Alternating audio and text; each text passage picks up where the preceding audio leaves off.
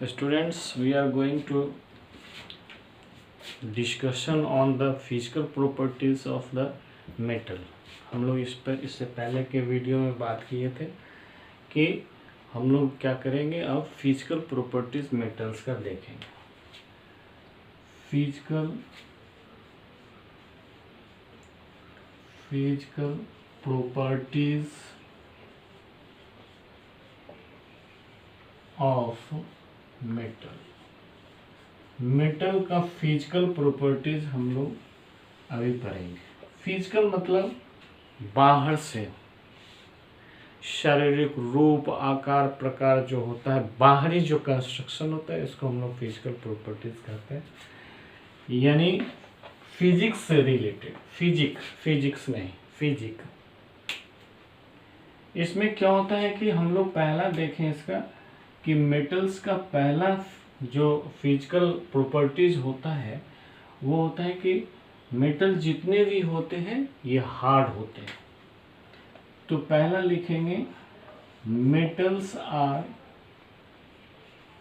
या ऐसा लिखिए पहले मेटल्स आर सॉलिड। पहले सॉलिड होगा तब हार्ड होगा, ठीक है। Metals are solid. हम लोगों ने इससे पहले के वीडियो में भी इसका डिस्कशन किया था कि मेटल्स, जितने भी मेटल्स हैं इसमें मोस्टली मेटल्स हार्ड होते हैं, ये सॉलिड होते हैं, 2-3 को छोड़ करके, जिसका हम लोगों ने यहाँ पर डिस्कशन किया था। फिर भी यहाँ पर लिखेंगे कि metals are solid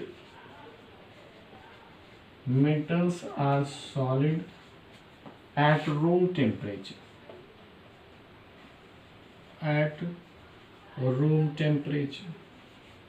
room temperature पर मेटल्स जो हैं ये सॉलिड होते हैं, या मोस्टली मेटल्स भी लिख सकते हैं। एक्सेप्शन यहाँ पर लिखना नहीं भूलेंगे। एक्सेप्शन में आपको 3, हमने इससे पहले भी लिखाया था, एक मरकरी, दूसरा गैलियम और तीसरा सीजियम। ये 3 एक्सेप्शन के अलावा कोई और एक्सेप्शन नहीं है। यानी मेटल्स जो हैं ये जनरली, जितने भी मेटल्स हैं, अधिकांश मेटल जो होते हैं रूम टेम्परेचर पर सॉलिड होते हैं। मरकरी, गैलियम और सीजियम ये होते क्या हैं? लिक्विड होते हैं। तो यहाँ पर लिख ही देता हूँ मैं, caesium liquid at room temperature, room temperature short कर लिया, यहाँ पर ब्रैकेट कर लिया। अब दूसरा हमारा प्रॉपर्टीज देखिए, मेटल्स आर हार्ड, क्योंकि सॉलिड होंगे तो हार्ड होंगे। ये उससे एक मतलब समझिए कि मिलता जुलता वर्ड है कि जो भी सॉलिड होगा वो हार्ड होगा, लेकिन ऐसा कोई जरूरी नहीं है। यहाँ पर ऐसे लिखते हैं मेटल्स आर हार्ड, मेटल्स जो है वो हार्ड होते हैं। लिखेंगे mostly metals are hard, mostly metals are hard. ज्यादातर मेटल्स जो होते हैं वो हार्ड होते हैं। लेकिन एक बात मैं आपको बता दूं कि जो सॉलिड होगा वही हार्ड होगा, लिक्विड हार्ड हो नहीं सकता है। इसलिए यहाँ पर मरकरी, गैलियम और सीजियम का यहाँ पर कोई जिक्र नहीं होनी चाहिए। और इसके अलावे जो सॉलिड हैं, जो लिक्विड नहीं है, वो हार्ड होते हैं। लेकिन उसमें भी जो सॉलिड है बहुत सारे, उसमें 2-3 सॉलिड जो है ना ये हार्ड नहीं होते हैं। 2-3 जो मेटल हैं वो सॉलिड के रूप में हैं लेकिन हार्ड नहीं है। उसके एक्सेप्शन में लीजिए। अब शॉर्ट में मैं एक्सेप्शन लिख रहा हूँ। उसके एक्सेप्शन में एक आता है सोडियम,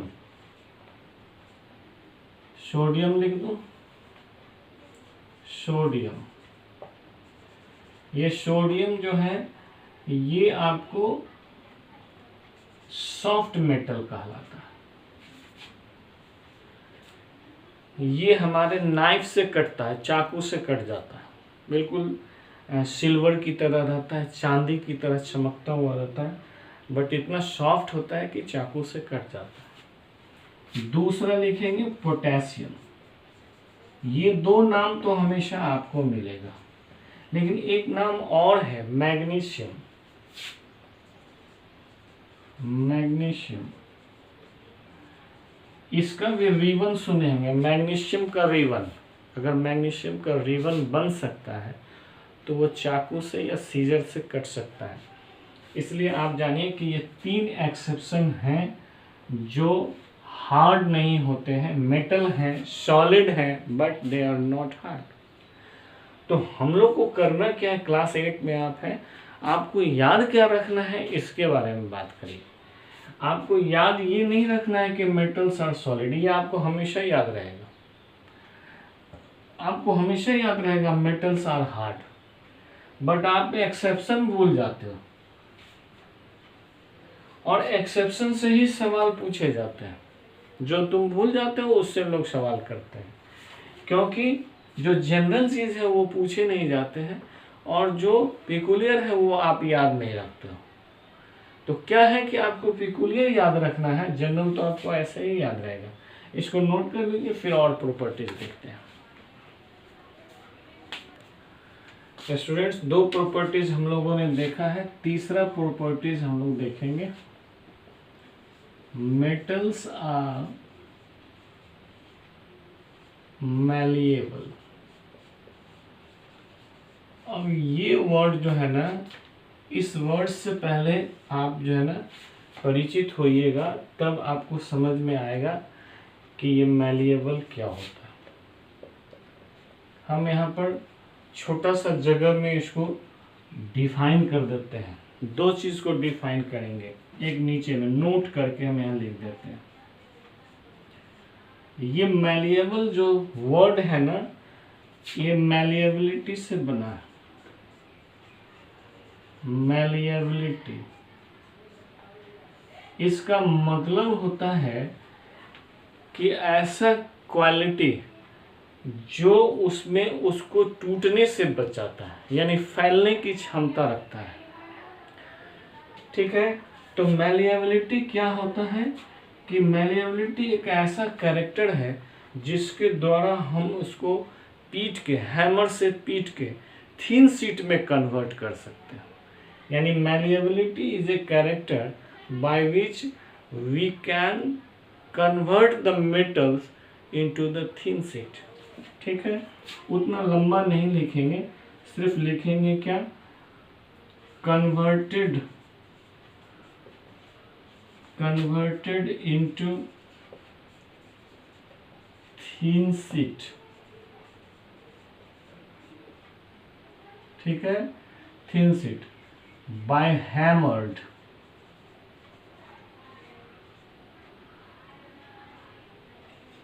बाय हैमर्ड, और छोटा में लिखेंगे तो आ जाएगा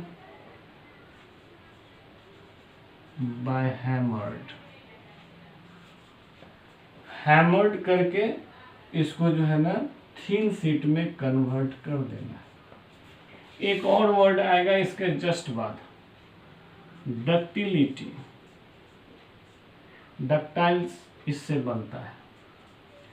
डक्टिलिटी मतलब क्या होता है, इसको वायर में कन्वर्ट किया जा सके। ठीक है, तो कन्वर्टेड इनटू वायर्स, इसको वायर्स में कन्वर्ट किया जा सके, इसको डक्टिलिटी प्रॉपर्टीज बोलते हैं। थिन शीट में कन्वर्ट करेंगे तो मैलिएबिलिटी प्रॉपर्टीज बोलते हैं। तो मेटल्स क्या होते हैं, मेटल्स आर मैलिएबल। इसका मतलब है कि it can be converted into thin sheet. लिखेंगे metals are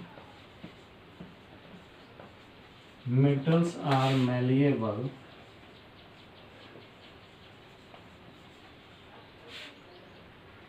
by which we convert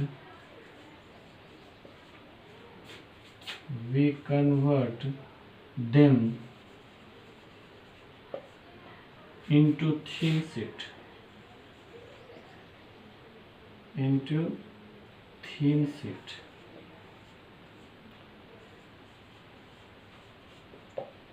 इसके भी एक्सेप्शन है।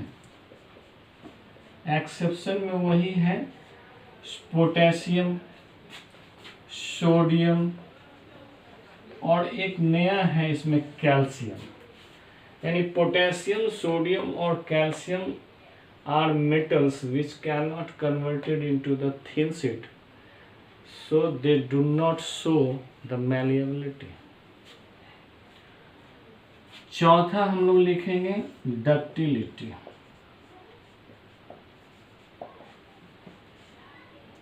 या ऐसा लिख दे, ductility, metals are ductile,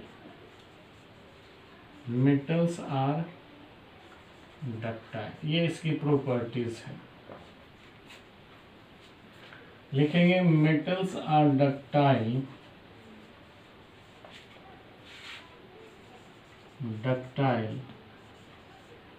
so they can be converted into thin wires। इसके भी एक्सेप्शन है, लेकिन ये मतलब बहुत बड़ा चांस है कि वही सारे एक्सेप्शन है जो सारे एक्सेप्शन मैलिएबिलिटी में है। यानी सोडियम, पोटेशियम, कैल्शियम, ये डक्टिलिटी शो नहीं करता है। इसको नोट कर लीजिए। फिफ्थ हम लोग देखेंगे, metals are good conductor of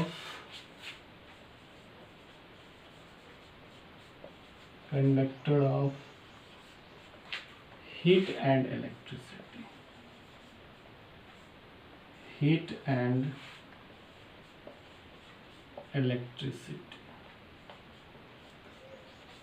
हमारा मेटल जो होता है हीट और इलेक्ट्रिसिटी का गुड कंडक्टर होता है। ठीक है, metals are good conductor of electricity.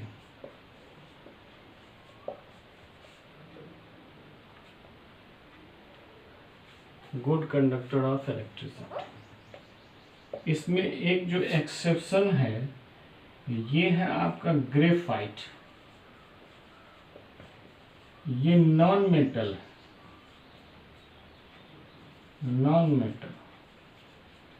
लेकिन ये क्या है, good conductor.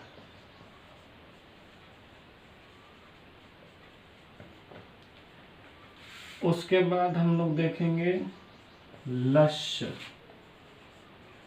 Metals are lustrous।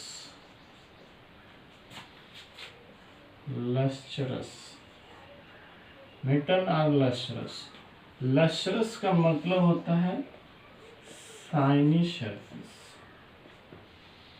Sign लिख दीजिए, लश्चर मतलब साइन, या साइनी सरफेस कर दो, ठीक है। Good shiny surface. यहाँ पर लिखेंगे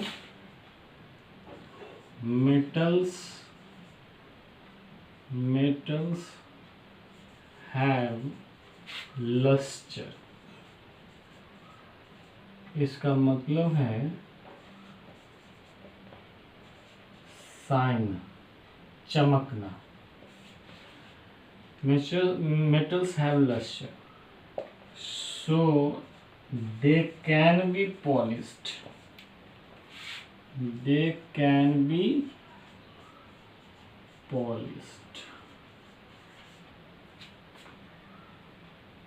ठीक है, metals have lustre so they can be polish. इसलिए देखते हैं क्या कि सोना या चांदी या जो उसके जो ऑर्नामेंट्स बने रहते हैं उस पर पॉलिश किए जा सकते हैं।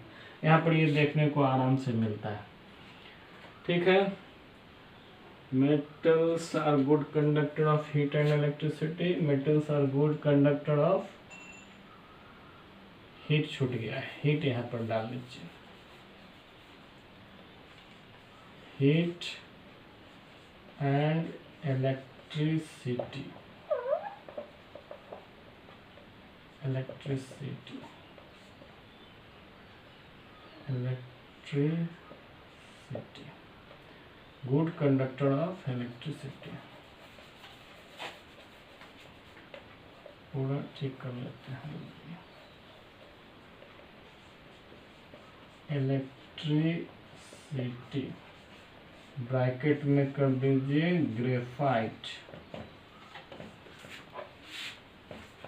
लिखेंगे नॉन मेटल है,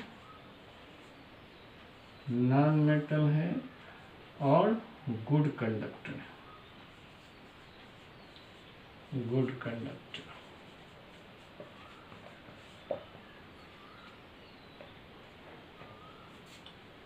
इसको नोट कर लीजिए।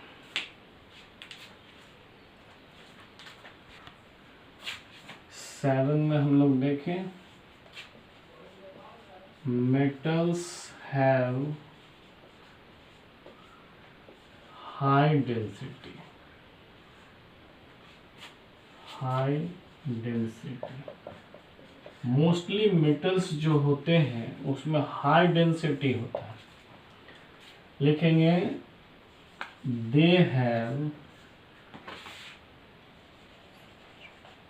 Have high density